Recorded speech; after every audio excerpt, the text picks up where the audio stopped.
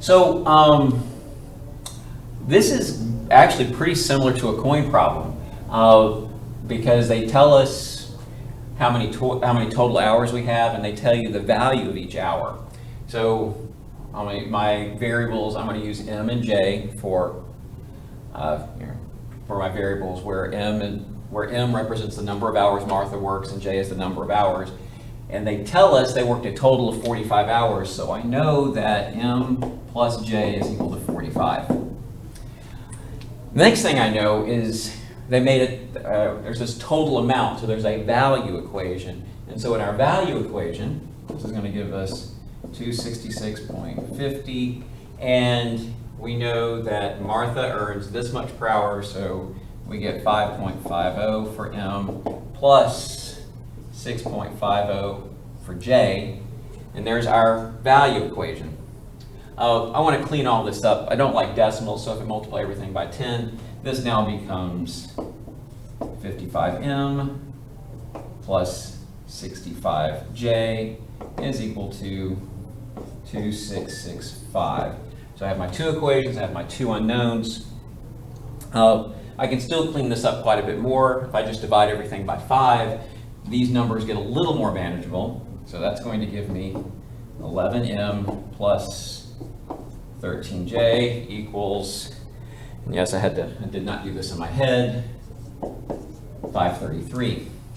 So we got my two equations, right? I've got M plus J is equal to 45, and 11M plus 13J is equal to 533. I want to solve this by elimination. All the letters are on the same side. I could do by substitution, but elimination works okay. The smaller numbers are around the M, so I'm going to multiply this thing by negative 11, so I get negative 11M minus 11J. And 11 times that's going to give me 495. So now that cancels. It's going to give me 2J is equal to 38. And so I find out that J worked 19 hours. So I know that Joan worked 19 hours. But on Microsoft Forms, I didn't ask how many hours did Joan work. I asked how many hours did Martha work. So we have to plug it back in up here. And at this point, when we plug it back in, let's see, so we have M plus 19 is got to equal 45. And so Martha is going to work 26 hours, which was the answer I had in Forms. Okay. So I'm just curious, show of hands, how many people were able to answer the question in Forms? I mean, I can look at it, but it's a lot easier. It's pretty easier. It's much easier to see the hands here, all right? Good. So you're able to, you submitted your answer on time. That worked. Monday, your warm-up, I'm going to require that you upload an image. And so that image is going to be you writing it down and sort of taking a picture and uploading it. I want to practice that because that's what's going to happen on your quiz. It's pretty much going to happen on all your quizzes, and it's going to happen on all your tests. I need to see the work. Right? Now, let's talk about homework for a second. Answers. All right, so the answers to like all of the word problems, like what I got assigned on Wednesday, that's in Content Library. Just curious, how many people looked in Content Library and found, by show of hands, how many people looked in Content Library and found the solutions? So raise your electronic hand if you found the solutions. Okay. So 4 people looked up the solutions, right? I mean, you don't have to, it's just there if you want to see the answers. What I'm going to do is at the end of today, on that same file with word problems, I'm going to put 2 more chunks of answers, which are going to be for last night's homework. So it's not going to be a new tab, it's going to be a continuation. So all of the answers to these word problems are going to be on that page eventually. I'm just going to keep adding them. Like last night you had you had set B, and then you had the investment problems. So the solutions to those two things will be tacked on at the bottom of that other file. So I am going to answer questions about homework, but as far as my main, sort of my focus on answering questions about homework is going to be, okay, how do you set it up? If you want to see how to solve, you can look at my answers in Content Library. But let's talk about last night's homework. And so if I pull up last night's homework,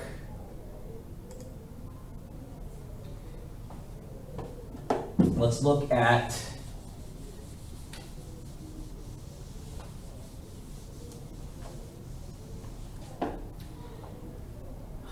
set B. Does anybody have any requests for solve on set B? Put it in chat. Either number 5, yeah. There's a theme in these problems, right?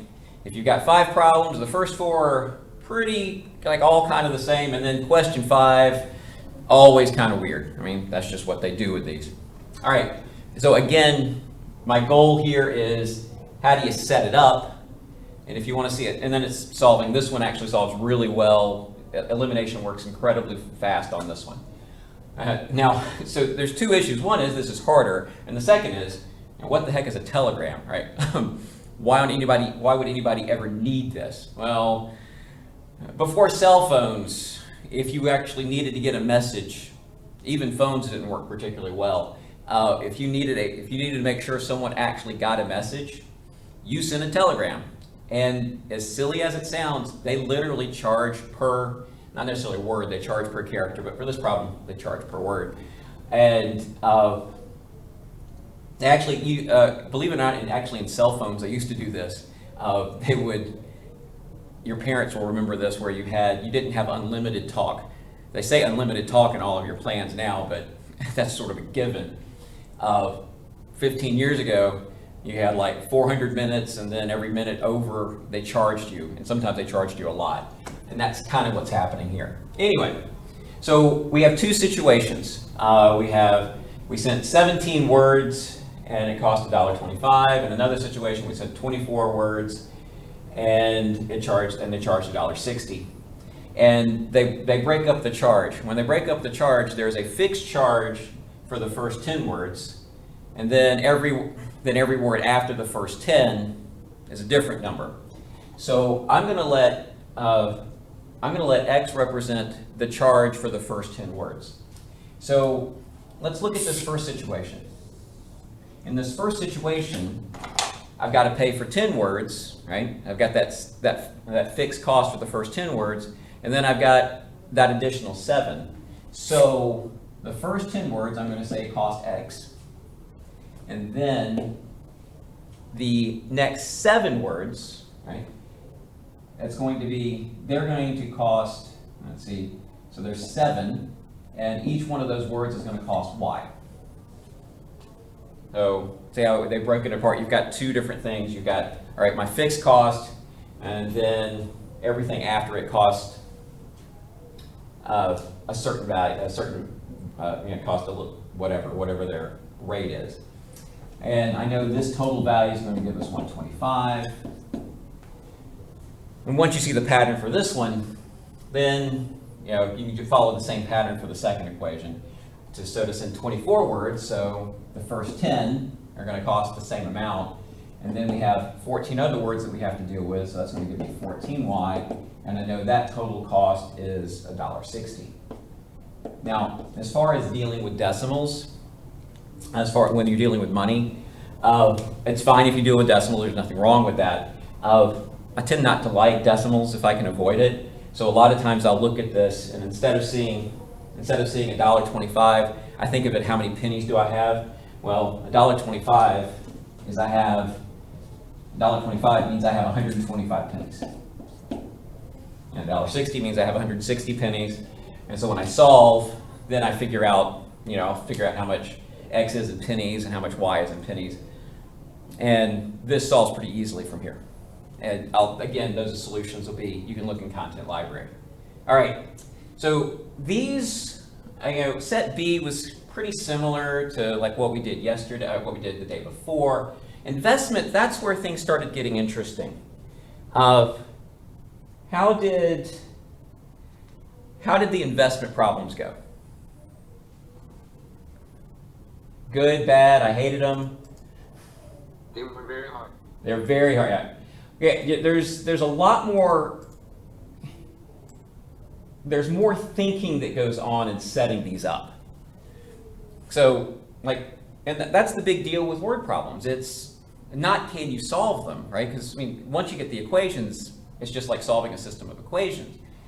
It's how on earth do you set them up? How do you read the words to come up with equations, right? So let's talk about that for just a second. We did one in class, right? So actually, no, we ran out of time. We did not do one in class. Let's see, if I were going to,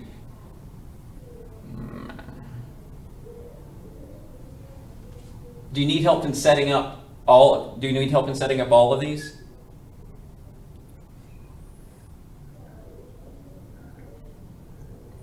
So what I'll do, because this skill in learning to set this up, this is kind of the whole point of me teaching word problems. What I'm going to do is I will walk you through how to set up question 1. I'm trying to look for which ones are different. How to set up question 3. And how to set up question 5, because the question 5s I am going to do in class. I know they're harder. And I'm not going to solve these. The answers, the solutions will actually be in the content library, because I still have to teach something. I'm still going to teach new how to solve different types today. Our main idea today is mixture problems, which this is pretty close to. All right.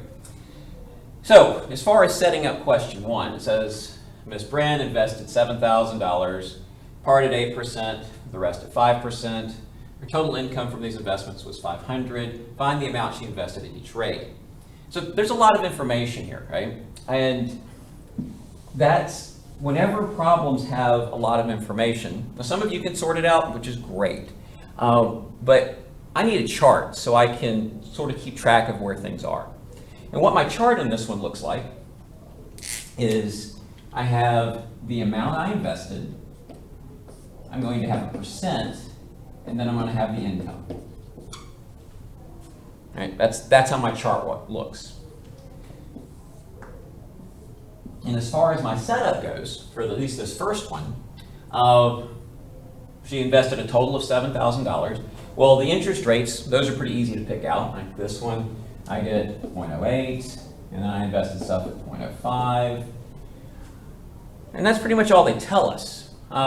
They don't tell us how much we invested at 8. They don't tell us how much we invested at 5%. So I'm going to let X equal the amount I invested at 8%. I'm going to let Y equal the amount I invested at 5%. And the beauty of this chart is, as long as you know how to use the chart, you can find out what goes here, because it's just this times this goes here. So this is going to give me 0.08x. This is going to give me 0.05y. And so now I have, this chart pretty much has all the information I need so that I can set up my equations. So if it's talking about the amount of money, I get to talk about x and y. If it's talking about the income, I'm going to talk about the 0.08x and the 0.05y, because this is the income from 8%, this is the income from 5%. So now that we understand how the chart works, now we read the problem. Again, it says, okay, we invested a total of $7,000. Well, if I invested a total of $7,000, that means these two things have to add up to 7,000. So x plus y is equal to 7,000. And now the hard sentence to deal with. It says her total income from these investments was $500. So her total income was $500. Well, if this is your income and it says total, that means I have to do this plus this has got to equal 500. So 0.08x plus 0.05y has got to equal 500. There's your two equations, two unknowns. I'd probably multiply by 100 and either do elimination or substitution to solve. All right.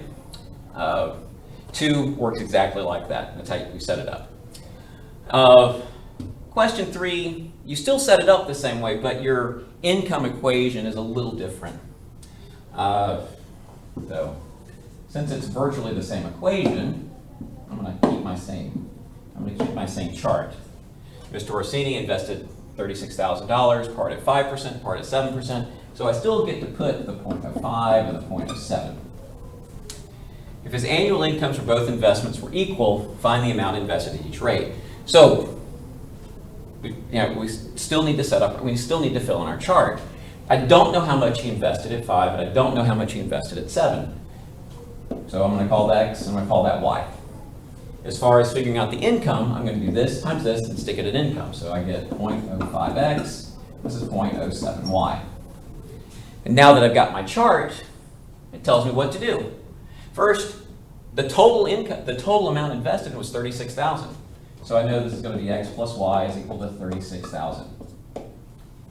As far as income goes, they tell us the income from each investment was equal, meaning this thing has to equal this thing.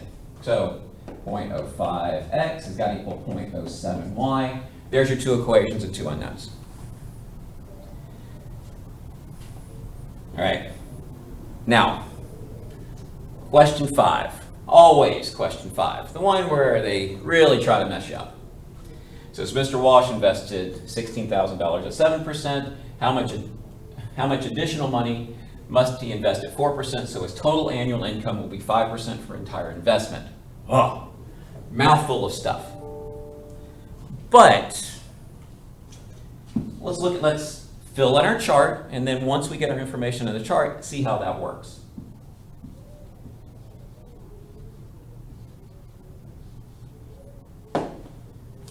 So if I read the problem, I've got 2 different percentages, so that's easy to fill out in my chart. I get 0.07, and I get 0.05, so that part's not too scary. And they're actually kind of nice. They tell us they invested $16,000 at 7%. Okay. And then they said how much additional money must be invested at 4%. So I don't know how much we're investing at 4%. How much additional money must be invested at 4%, so I have no idea. And then they talk about so that we'll get 5% of his so his total income you'll get a sort of a net thing of 5%. I'm not sure how that works, but let's see. Well, here's what I know. The way my chart works is I'm going to do this times this and stick my answer here, and I don't feel like doing that in my head.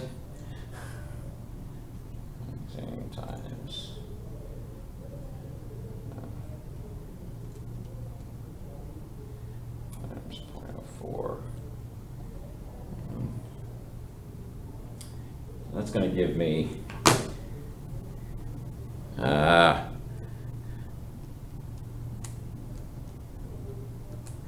16. That's going to give me 1120. I'm fine with that. Well, that's going to be 0.04x. Now, what do we know? Well, it seems like they added this mysterious third percentage. So I'm going to adjust my chart because, percentages are worthless unless you multiply them times something, right? So I'm going to put my 0.05. I've got a nice third row because I've got a third percent. Now, talk about what we need. So I want my total income to be 5% of the investment. So I want my total income to be 5%. Well, when they say total, well, that means I want this. I want to think of this last row as my total. So let's do our total. I know that this plus this is going to go here, so that's going to give me 16,000 plus X.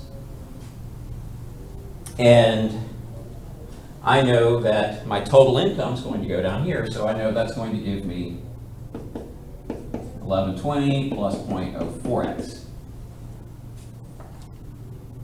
So here's the trick. Our chart still works. See, the way the chart works is this times this equals this. I have an equation. So I know 0.05 times 16,000 plus x has got to equal 1120 plus 0.04x. And if you solve that, then you figure out the value that they're looking for. And I really like doing this particular problem because this particular problem is exactly what we are doing today with mixture problems. So that actually is a really good lead-in to my mixture problems. So let's look at our notes. And we are looking at example 3.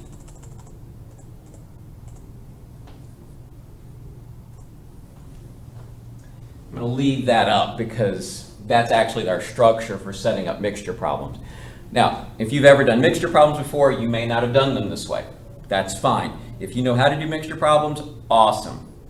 If you don't know how to do mixture problems or you've always confused, this is where I think the chart is incredibly helpful. And so my goal today is to make sure we know how to use the chart. So, first, what is a mixture problem? Well, the way they do the mixture problems is usually, so like in this case, you're mixing candy. So some's worth $4 a pound, some worth $6 a pound. We'll do an example, like some of the problems in your homework. They mix things with different percentages. Like something has this percent salt, something has a different percentage salt. When you mix them together, you want a different percentage. They all kind of work the same way.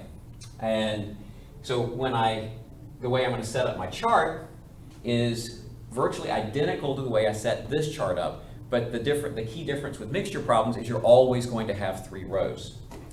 So what I'm going to have is, I'm going to have in my chart, instead of saying amount, it's like whatever the stuff is. In this case, it's the amount of candy. When we have like different mixtures, you have like a mixture and then a percent and then like you're still going to do this times this goes here. Just what you put on the top is always going to be like the original amount in the percent, and sometimes it's income, and in this case it's going to be the cost.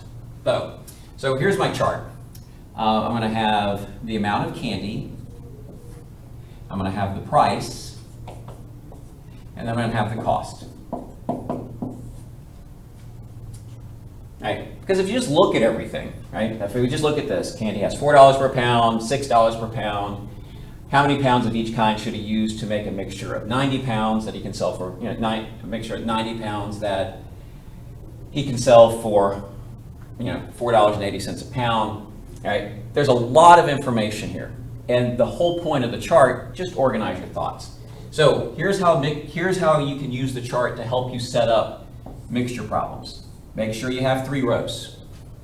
And when you have 3 rows, I want you to think of what things you are mixing. And the way I want you to think of it is, okay, you're mixing one thing, you're mixing another, and then you have your total.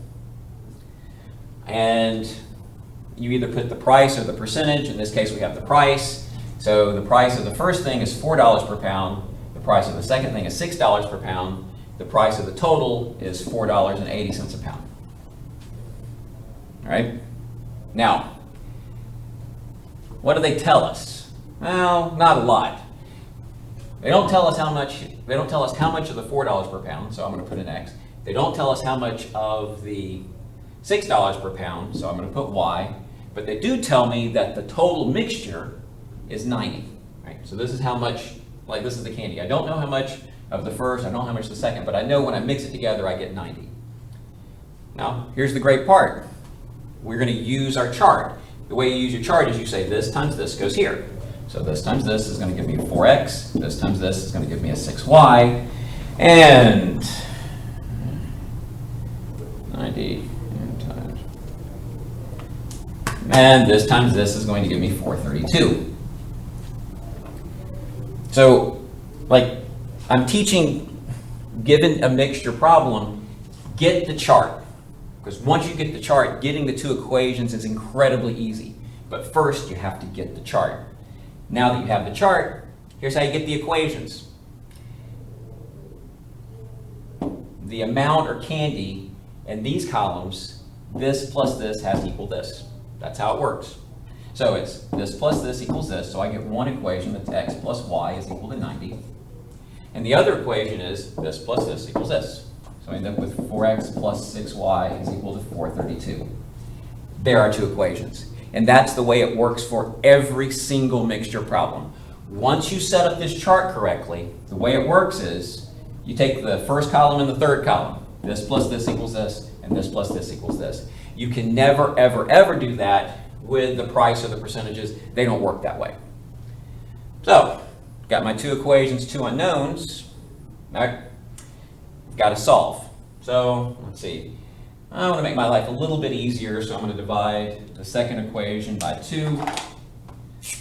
That's going to give me 2x plus 3y equals 216. And I think I want to combine these, so I'll multiply that top one by, multiply the top one by -2, so I get -2x minus 2y equals -180.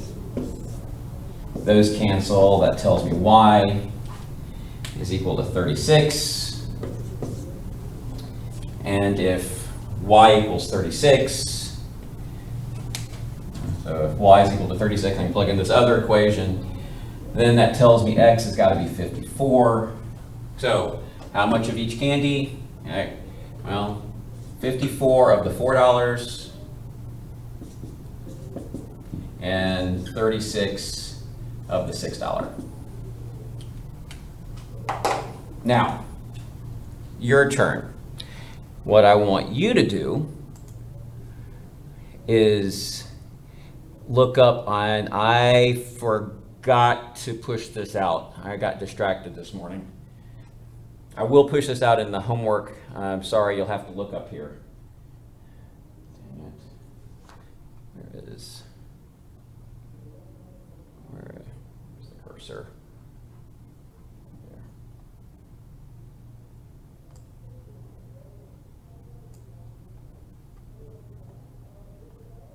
There. Okay.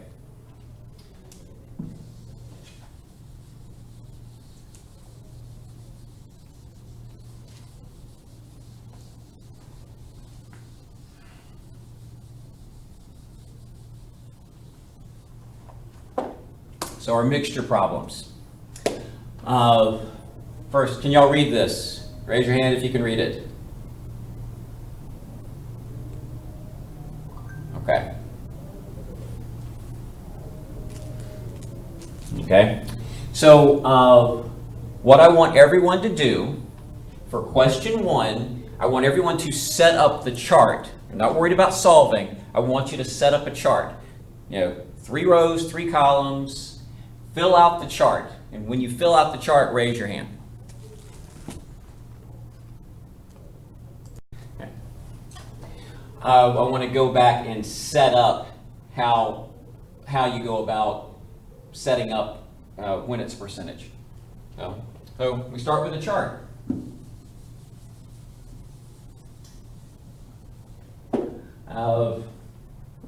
And I always have trouble figuring out what goes in the. I'm okay with this is, this is the amount, and the middle one is your mixture. Technically, this is the pure 10 or whatever, and I don't know what to call it. It's not important that you call it anything, but I always have trouble figuring out exactly what you call it. I'm going to call it, it's like the pure, like in this case, pure 10, but that's, you can think of it as your cost, it doesn't matter. When you set up, we have 3 columns. And when I read the problem, it says 1 bar of 10 alloy is 25% pure 10, and another bar is 10% pure 10. How many pounds of each must be used to make 75 pounds of a new alloy, which is 20%. And so what you want to do, put your percentages, what you're mixing. We want, okay, so we're mixing 25% with 10%, and we want 20%. We have no idea. We don't know how much of this. We don't know how much of this, but we do know that we want 75. And now we end up with something that looks exactly like the other problem.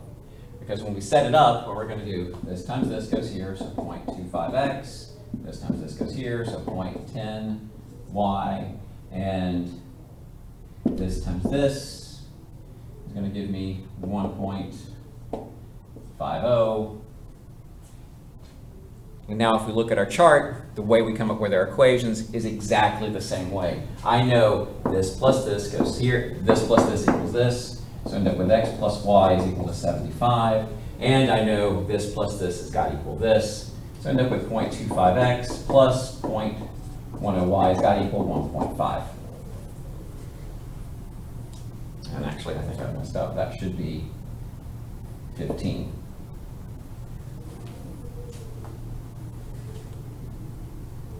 All right. Did that make sense? Can you see how it's the same type of problem? And I had every intention of teaching another set of problems, but I've only got 5 minutes, and that's not going to work, right? I can't teach how to do a set of problems in 5 minutes. So here's what I want you to do. Actually, you already have the mixture problems. You've got the mixture problems in last night's homework. So your homework for let's see.